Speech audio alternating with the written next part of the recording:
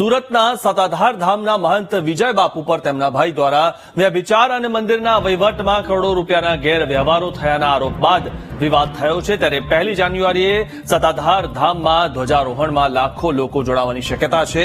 સતાધાર ધામના મહંતને બદનામ કરતી audio clip viral થતા સતાધાર ધામના સમર્થનમાં ભક્તિ પ્રદર્શનનું આયોજન કરાયું છે, જેમાં મોટી સંખ્યામાં લોકો ઉપસ્થિત રહેવાની શક્યતા છે।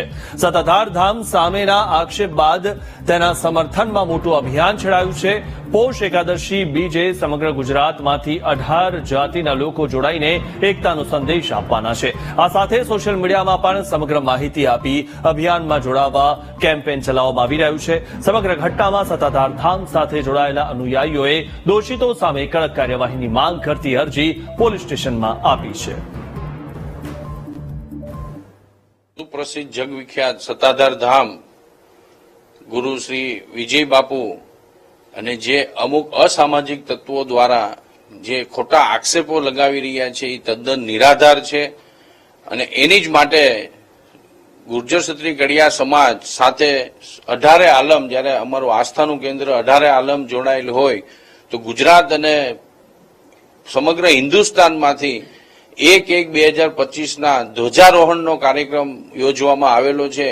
તો તમારા મીડિયાના માધ્યમથી તમામ સેવકગણને આહવાન કરીએ છીએ અને આમંત્રણ આપીએ છીએ ભાવભર્યું કે સહપરિવાર સાથે 1/1/2025 સવારે 8 કલાકે સતાધાર ધામ બધા પહોંચે।